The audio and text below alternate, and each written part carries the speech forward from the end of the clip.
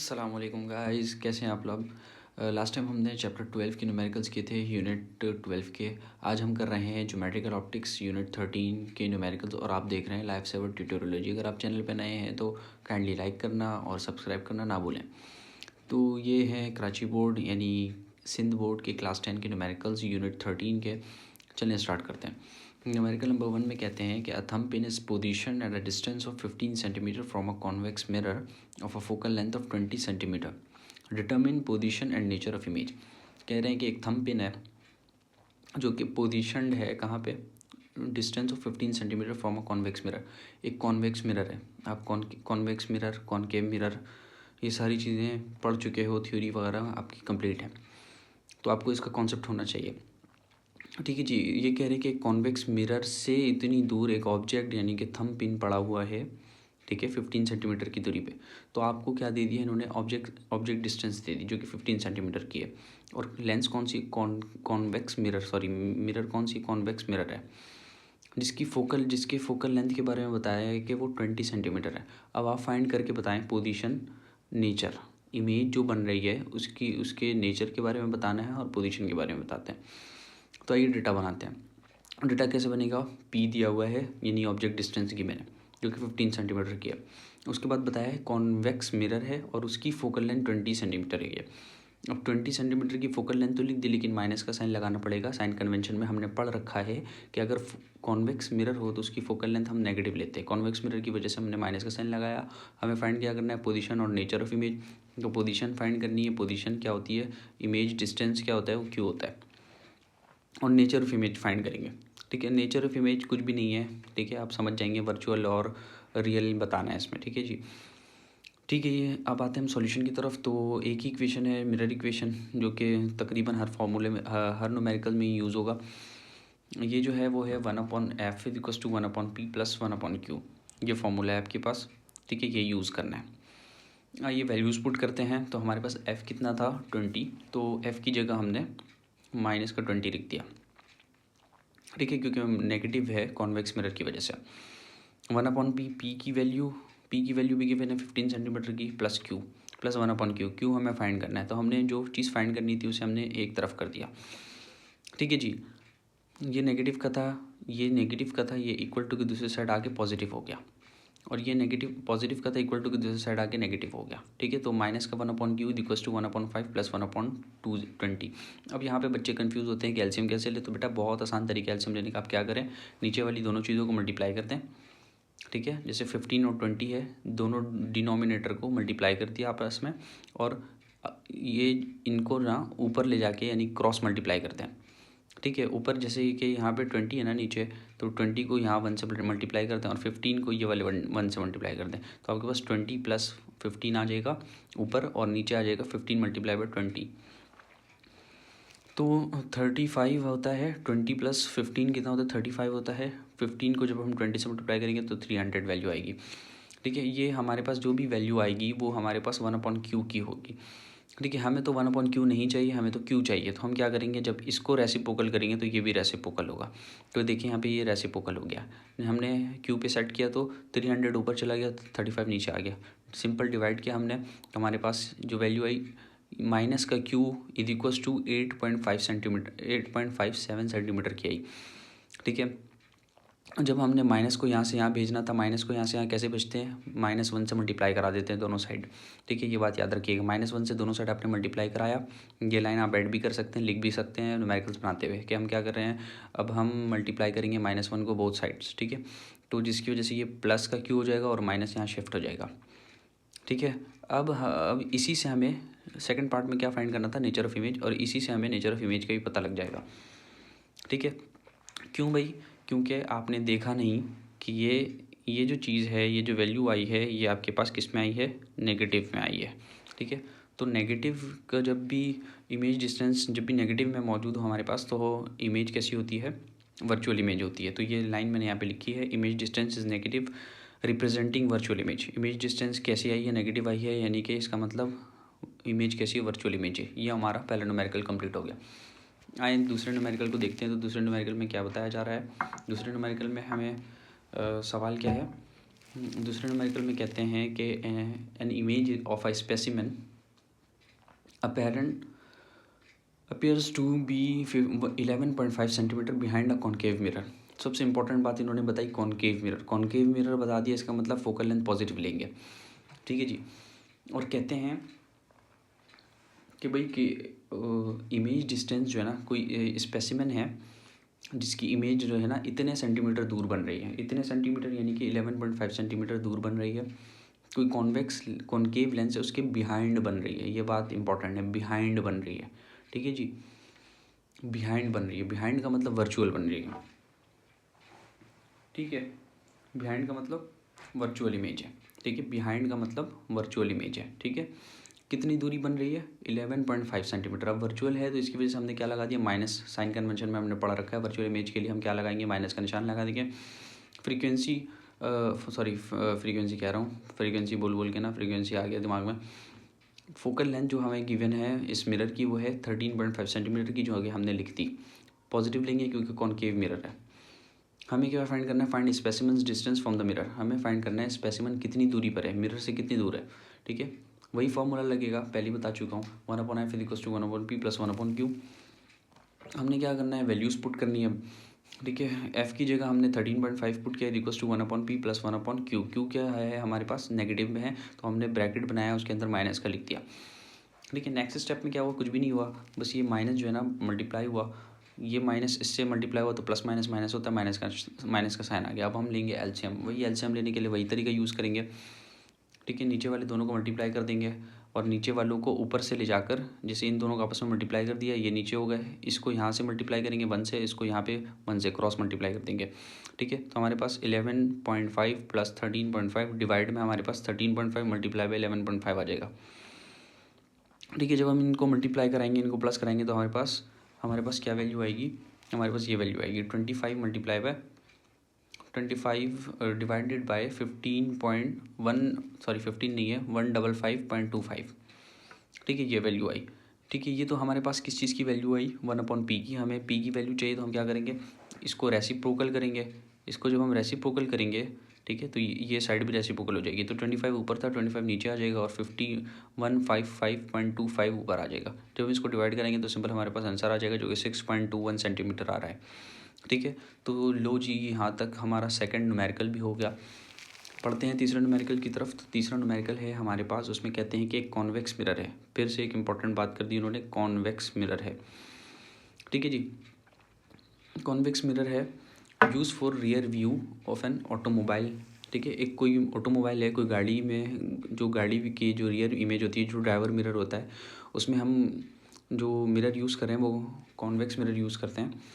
Automobile में use हो रही है वो, उसने ऐसा बताया। और उसका जो रेडियस ऑफ कर्वेचर है वो बताया 4 मीटर का है, ठीक है। इस क्वेश्चन में बड़ी बात यह है कि इसने मीटर में दिए हुए हैं, और इस क्वेश्चन की सबसे अहम बात यह है कि इसने आपको फोकल लेंथ नहीं दिया, ठीक है। इसने फोकल लेंथ के बजाय रेडियस ऑफ कर्वेचर जो है, जो कि 4 मीटर का है, और कह रहा है कि इफ़ अ बस इज़ लोकेटेड एट 5 मीटर, अगर बस जो है ना 5 मीटर की दूरी पर है मिरर से, तो आप बताइए find the image position. Image की पोजीशन बताइए, नेचर बताइए और साइज़ बताइए। इमेज की पोजीशन, नेचर और साइज़, तीनों चीज़ें बतानी है हमें, ठीक है जी। तो हमारे पास जो जो चीज़ें गिवन थी हमने लिख दी। आर गिवन था 4 मीटर का, पी गिवन था 5 मीटर का, पी यानी कि इमेज डिस्टेंस, हमें ऑब्जेक्ट डिस्टेंस, क्यू हमें फाइंड करनी है जो कि इमेज डिस्टेंस है, नेचर भी बतानी है, साइज़ भी बताना है, ठीक है जी। तो अब आए आप यहाँ इंपॉर्टेंट कॉन्सेप्ट की तरफ। ये कॉन्सेप्ट क्या है कि आर जो है ना वो twice of the focal length होता है। रेडियस ऑफ कर्वेचर क्या होता है? रेडियस ऑफ कर्वेचर को हम कैपिटल आर से शो करते हैं, और रेडियस ऑफ कर्वेचर क्या होता है? Twice of the focal length, यानी फोकल लेंथ का डबल होता है। तो अगर आपके पास रेडियस ऑफ कर्वेचर गिवन है तो उसे हमें क्या करना पड़ेगा? 2 से डिवाइड करना पड़ेगा। ज़रा खुद देख लें। अगर हमें फोकल लेंथ चाहिए तो 2 को यहाँ भेजना पड़ेगा, तो 2 आर के नीचे आएगा, क्योंकि इक्वल टू के दूसरे साइड जाएगा तो मल्टीप्लाई से डिवाइड में आ जाएगा ये, तो F = R/2 आ जाएगा, ठीक है जी। तो हमारे पास ये फॉर्मूला आ गया फोकल लेंथ मालूम करने का। अब आर की जगह हम 4 पुट करेंगे, डिवाइड बाई 2 करेंगे, तो हमारे पास आंसर 2 आना है, ठीक है। तो यानी कि अगर हम क्यू निकालना चाहें तो क्यू के लिए हमें कौन सा फॉर्मूला यूज़ करना पड़ेगा? 1/f = 1/p + 1/q यूज़ करना पड़ेगा। और f हमारे पास गिवन है, कैसे गिवन है? r को हमने 2 से डिवाइड कर दिया, ठीक है जी। अच्छा, यहाँ पे 1/f यूज़ किया है माइनस का क्यों यूज़ किया है, क्योंकि हमें बताया है कि कॉन्वेक्स मिरर है, कॉन्वेक्स मिरर की जो फोकल लेंथ होती है वो नेगेटिव होती है, ठीक है। तो 1/f=1/p प्लस 1/q। हमने क्या किया, हमें तो q चाहिए तो हमने q पे सेट कर दिया इक्वेशन को, ठीक है। q पे इक्वेशन को सेट कर दिया। कैसे इक्वेशन को सेट किया q पे, ये प्लस में था, इक्वल टू के दूसरे साइड चला गया माइनस हो गया, जबकि ये माइनस में था, इक्वल टू के दूसरे साइड चला गया प्लस हो गया। तो माइनस का 1/q=1/f प्लस का 1/p, ठीक है। ये वैल्यू सेट हो गई हमारी। अब हम करने वाले हैं आगे काम, इसमें वैल्यूज़ पुट करेंगे। 1/q माइनस का 1/q=1/2 फोकल लेंथ अभी हमने निकाला r को डिवाइड करके, प्लस 1/5 p, क्योंकि हमारे पास 1/5 गिवन है तो इस वजह से ये वैल्यू आ गई। वही करेंगे एलसीएम लेने के लिए, हम वही करेंगे, नीचे वाले मल्टीप्लाई हो जाएंगे, ऊपर वाले क्रॉस मल्टीप्लाई हो जाएंगे, तो 5 + 2/2 मल्टीप्लाई बाई q, ठीक है। तो नीचे क्या है, ऊपर 5 + 2 7 होता है और 2 मल्टीप्लाई बाई 5 10 होता है, तो ये वैल्यू आ गई। ये जो भी वैल्यू है ये 1/q की वैल्यू है, तो हमें इसे q की वैल्यू के लिए इसको रेसिप्रोकल करेंगे। जब इसको रेसिप्रोकल करेंगे तो ये भी रेसिप्रोकल होगा। माइनस का 1/q की जगह अब क्या आ जाएगा, q आ जाएगा, और 7/10 की जगह क्या हो जाएगा, 10 ऊपर चले जाएगा, 7 नीचे आ जाएगा। जब इसकी वैल्यू हम कैलकुलेट करेंगे कैलकुलेटर से, तो हमारे पास क्या आ जाएगी, माइनस का q=1.42 मीटर, क्योंकि दोनों वैल्यूज़ हमारे पास मीटर में गिवन थी, ठीक है जी। हम क्या करेंगे, अब इसे -1 से मल्टीप्लाई करेंगे तो ये प्लस का हो जाएगा, q=-1.42, ठीक है। अब ये माइनस का साइन बता रहा है कि इमेज कैसी है, इमेज जो है वर्चुअल है, ठीक है जी। माइनस का साइन बता रहा है कि इमेज कैसी है, वर्चुअल है, तो नेचर तो हमें पता लग गया। अब साइज़ फाइंड करने के लिए याद रखें बच्चों, मैग्नीफिकेशन का फॉर्मूला यूज़ करते हैं हम, ठीक है। साइज़ फाइंड करने के लिए मैग्नीफिकेशन का फॉर्मूला यूज़ करेंगे। मैग्नीफिकेशन का फॉर्मूला क्या है, m=q/p, ठीक है, यानी image size divide by object size, ठीक है। तो हमने ये पुट किया, हमारे पास जो q था वो q निकाला हमने 1.42 ये निकाला, ठीक है। मैग्नीफिकेशन में ये याद रखना बेटा, साइन कन्वेंशन की कोई अहमियत नहीं है, साइन कन्वेंशन को हम भूल जाते हैं यहाँ पे, ठीक है, सिर्फ साइज़ पुट करते हैं। 1.42 डिवाइड बाई 5 कर दिया, 5 क्यों कर दिया, देखें 5 गिवन है हमारे पास, ठीक है। p की वैल्यू 5 थी, तो q/p यानी 1.42 डिवाइड बाई 5, तो हमारे पास जो आंसर आया वो 0.284 आया। मैग्नीफिकेशन हमारे पास ये आ गई, और जब कभी भी मैग्नीफिकेशन ये आई यानी कि ये 1 से कम था, इसका मतलब क्या हुआ, इसका मतलब मैं अभी बताता हूँ। अगर कभी भी मैग्नीफिकेशन 1 से ज़्यादा आती है तो इमेज क्या है, इमेज जो है वो ऑब्जेक्ट से बड़ी है, बट ठीक है, इमेज जो है वो ऑब्जेक्ट से बड़ी है, ठीक है। लेकिन इस केस में ये क्या है, 1 से कम आ रही है, इसका मतलब इमेज जो है वो ऑब्जेक्ट से छोटी है, ठीक है, स्मॉलर, ठीक है, स्मॉलर साइज़ की है, स्मॉलर देन ऑब्जेक्ट, ठीक है। और आप खुद ही सोचें, इस कहानी में क्या बताया गया था, इस न्यूमेरिकल में बताया गया था कि एक दूसरी गाड़ी है जिसका जो रियर मिरर है उसमें आप किसको देख रहे हैं, एक बस को देख रहे हैं, और एक बस कितनी बड़ी होती है, वो एक मिरर में दिखेगी तो जाहिर सी बात है छोटी दिखेगी, ठीक है। ये यहाँ तक हमारा तीसरा न्यूमेरिकल होता है। अब हम चलते हैं अपने चौथे न्यूमेरिकल की तरफ। आइए देखते हैं चौथे न्यूमेरिकल में हमें क्या कहा जा रहा है। चौथे न्यूमेरिकल की तरफ मूव करते हैं। तो चौथे न्यूमेरिकल में कह रहे हैं कि an object is place 15 centimetre away from a converging lens, कोई कन्वर्जिंग लेंस है, देखिए यहाँ पे अब लेंस की बात हो गई, एक कन्वर्जिंग लेंस है। एक इंपॉर्टेंट बात ये हो गई, 15 सेंटीमीटर हमें पी दिया हुआ है ऑब्जेक्ट डिस्टेंस, ठीक है। फोकल लेंथ जो है हमारे पास 11 सेंटीमीटर की है। अब डिटरमिन क्या करना है, determine position, size, nature, image, ठीक है। इमेज की हमें पोजीशन फाइंड करनी है, साइज़ और नेचर, सारी चीज़ें फाइंड करनी है। बिल्कुल सेम न्यूमेरिकल नंबर 3 की तरह है, बस यहाँ पे मिरर की जगह लेंस आ गया है, ठीक है जी। तो हमारे पास आइए देखते हैं डेटा बनाते हुए। तो हमारे पास p गिवन है, ये बताया ना हमें कि ऑब्जेक्ट जो है वो 15 सेंटीमीटर दूर है, अवे है, कन्वर्जिंग लेंस है कोई, उससे 15 सेंटीमीटर की दूरी पर कोई ऑब्जेक्ट है, ठीक है। तो हमने p लिख दिया 15 सेंटीमीटर, f है हमारे पास 10 सेंटीमीटर, पॉजिटिव मिलेंगे, क्यों लेंगे, कॉन्वेक्स लेंस है, ठीक है। कॉन्वेक्स लेंस की जो फोकल लेंथ होती है वो पॉजिटिव होती है, और कॉनकेव मिरर के लिए जो फोकल लेंथ होगी वो पॉजिटिव होगी, ये बात याद रखनी है आपने। जो मिरर में होता है वो लेंस का उल्टा होता है, ये याद रखिएगा। हमें फाइंड करना है क्यू, नेचर फाइंड करनी है, नेचर के बारे में बताना है, साइज़ के बारे में बताना है। आपको पता चल गया होगा नेचर तो हम क्यू की वैल्यू से ही फाइंड कर लेंगे, वही फॉर्मूला लगाएंगे, लेंस इक्वेशन या मिरर इक्वेशन जिसे आप कहते हैं 1/f=1/p प्लस 1/q।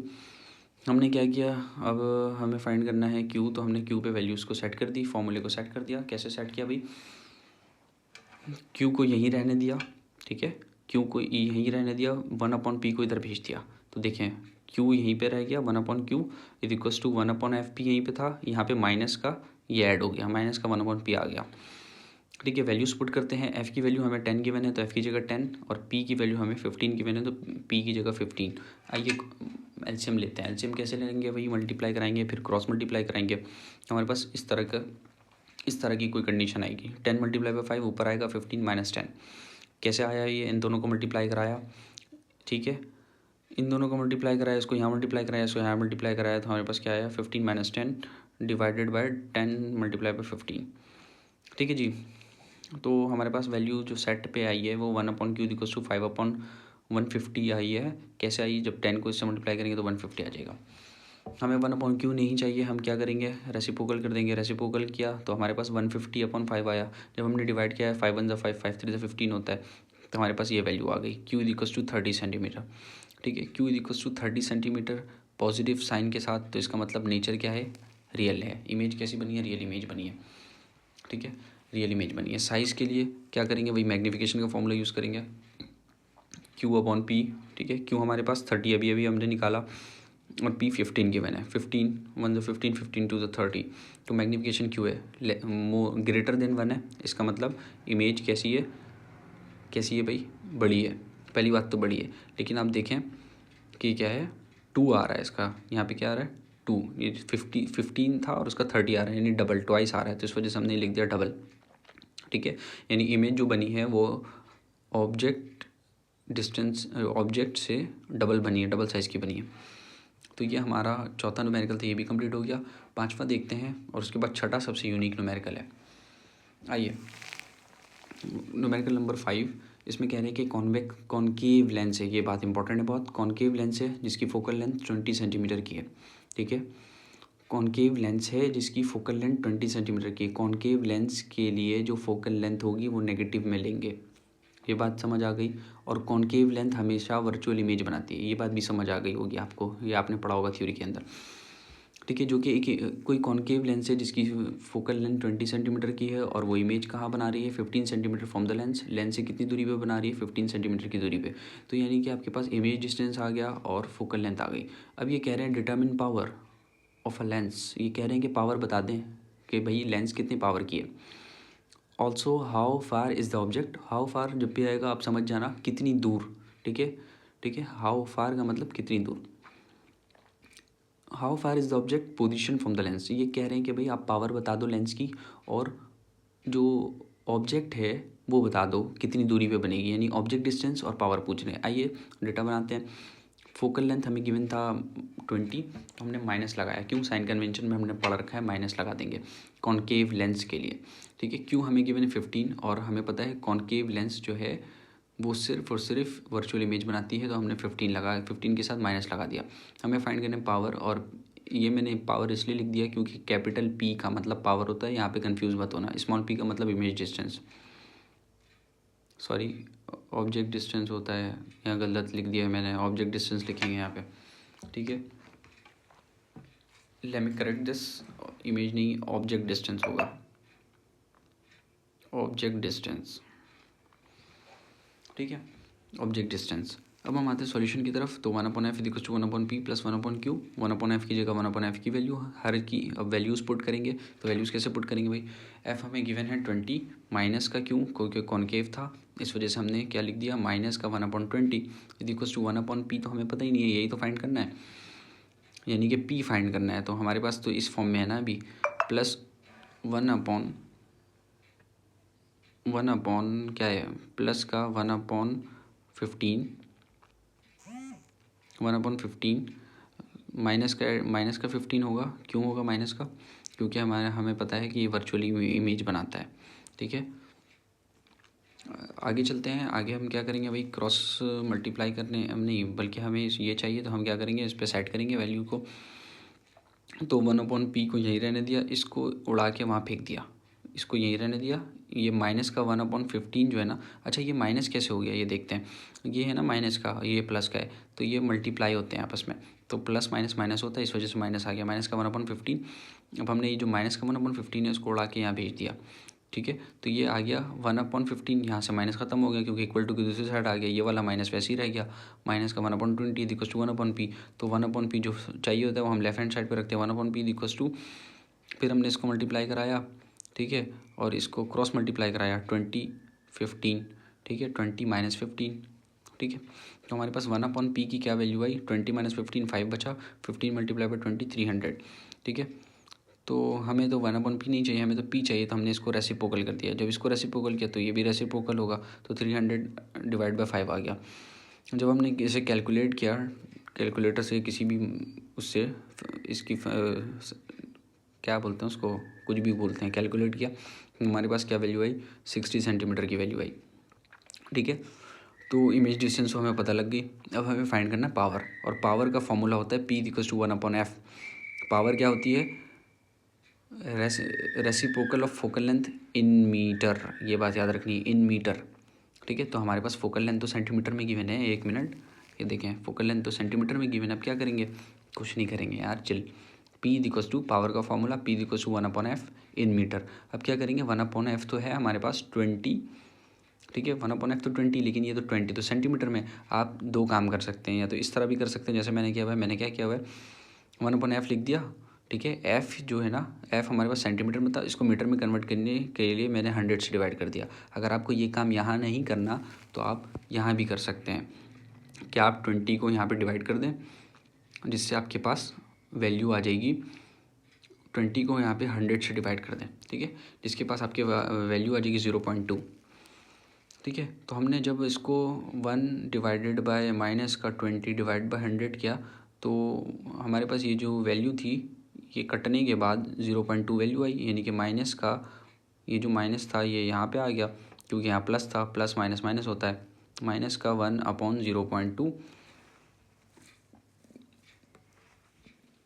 माइनस का 1/0.2, और जो 1/0.2 होता है वो होता है 5 के बराबर। तो P = माइनस का 5। एक बात इंपॉर्टेंट आपको याद है कि इस क्वेश्चन में क्या बोला गया था, इस क्वेश्चन में बोला गया था कॉनकेव लेंस। तो उस कॉनकेव लेंस का जो पावर होता है ना बच्चे, वो नेगेटिव ही होता है, तो नेगेटिव आंसर आना चाहिए था। P = माइनस का 5, D कैपिटल D क्या है, 1 मिनट, कैपिटल D का मतलब डायोप्टर होता है, ठीक है। ये देखें, कैपिटल D का मतलब होता है डायोप्टर, ठीक है जी। तो पावर को हम डायोप्टर में मेजर करते हैं, पावर जो कि रेसिप्रोकल होता है फोकल लेंथ का, लेकिन फोकल लेंथ किस में होनी चाहिए, मीटर में होनी चाहिए। इस वजह से यहाँ पे हमने 100 ऐड किया है, ठीक है जी। ये हमारा हो गया 5th numerical, last numerical of the chapter, जो कि थोड़ा सा यूनिक भी है, मज़ा आने वाला है इसमें। रिफ्रैक्टिव इंडेक्स तो आपने पढ़ी होगी, स्नेल्स लॉ, रिफ्रैक्शन, ये सारी चीज़ें आपने पढ़ी होंगी, तो इसको हम देखते हैं, बड़ा मज़ा आने वाला है इसमें, ठीक है जी। ये क्वेश्चन अच्छे से पढ़ना है आपने। इसमें कह रहे हैं कि angle of incidence for a ray of light from air to water interface is 40 degree. ये कह रहे हैं कि एयर टू वाटर रिफ्रैक्शन करा रहे हैं, ठीक है। जो एंगल ऑफ इंसिडेंस है वो 40 डिग्री है, ठीक है जी। ये कह रहे हैं कि जो एंगल ऑफ इंसिडेंस है ना, एक रे है, रे ऑफ लाइट है, एयर टू वाटर इंटरफेस, जो कि वो 40 डिग्री है। एयर और वाटर की जो इंटरफेस से जो लाइट आ रही है, एयर और वाटर के इंटरफेस पे जो लाइट आ रही है, वो उसका जो एंगल बन रहा है, एंगल ऑफ इंसिडेंस है, यानी आने वाला जो एंगल है वो 40 डिग्री का है। If the ray travels through the water with refractive index of 1.33, refractive index की यार कोई यूनिट क्यों नहीं लिखी, अरे भाई रिफ्रैक्टिव इंडेक्स की कोई यूनिट नहीं होती। रिफ्रैक्टिव इंडेक्स क्या होता है, दो सेम चीज़ का रेशो होता है, दो सेम चीज़ का रेशो होता है, ठीक है जी। एंगल से एंगल, ठीक है। आप ऊपर अगर आप डिग्री रखते हो तो नीचे भी डिग्री रखोगे, तो दोनों यूनिट्स भी कैंसिल हो जाएंगी। ये बात आप थ्योरी में पढ़ चुके हैं, वैसे मुझे यहाँ बताने की ज़रूरत नहीं है, यहाँ पे इसकी कोई यूनिट नहीं है, इसी वजह से। अब कह रहे हैं क्या, calculate the angle of refraction. हमें एंगल ऑफ इंसिडेंस दिया है, रिफ्रैक्टिव इंडेक्स दिया है, हम क्या यूज़ करेंगे, एंगल, हमें क्या फाइंड करना है, एंगल ऑफ रिफ्रैक्शन।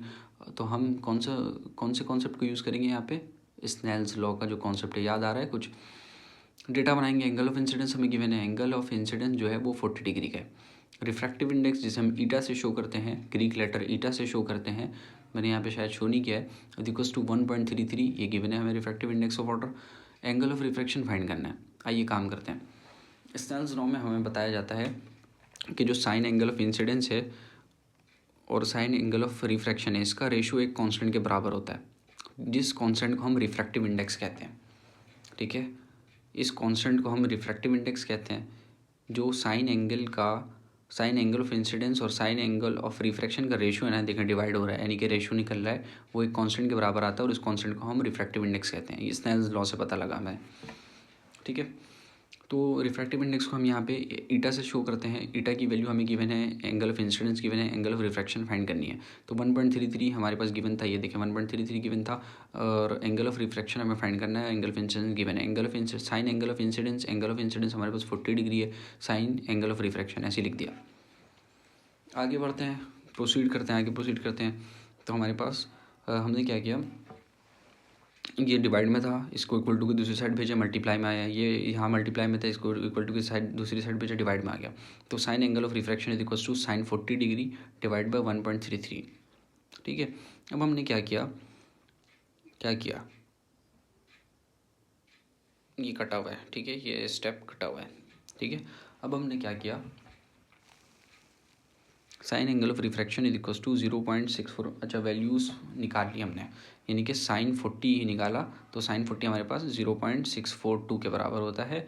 और ये जो वैल्यू है 1.33 जो यहाँ से यहाँ आई थी, ये वैसे ही लिख दी हमने, ठीक है। अब हमें क्या करना है, इन दोनों को डिवाइड करना है। जब इन दोनों को डिवाइड किया तो हमारे पास ये वैल्यू आई, 0.482 की वैल्यू आई, ठीक है। यानी sine angle of refraction is equal to 0.482 पर एक मिनट। हमें तो साइन एंगल ऑफ रिफ्रैक्शन नहीं चाहिए, हमें तो सिर्फ एंगल ऑफ रिफ्रैक्शन चाहिए। तो हम क्या करेंगे, साइन इनवर्स ले लेंगे बोथ साइड्स, ठीक है, taking sine inverse on both sides, ठीक है, बी एस का मतलब बोथ साइड्स। तो साइन इनवर्स हमने दोनों साइड ले लिया, ये देखिए साइन इनवर्स हमारे पास एक्चुअल ये वैल्यू है और ये वैल्यू है, हमने दोनों साइड साइन इनवर्स ले लिया। अब यहाँ पे साइन इनवर्स लेने से ये फ़ायदा हुआ कि यहाँ जो साइन था ना, वो साइन इनवर्स से कैंसिल हो गया, ठीक है, इसने इसको काट दिया, ठीक है। तो एंगल ऑफ रिफ्रैक्शन बच गया यहाँ पे, और यहाँ पे क्या बचा, साइन इनवर्स और 0.482 बच गया। जब हमने कैलकुलेटर में इसको कैसे कैलकुलेट करेंगे, शिफ्ट दबा कर आप साइन प्रेस करोगे ना तो साइन इनवर्स आ जाएगा।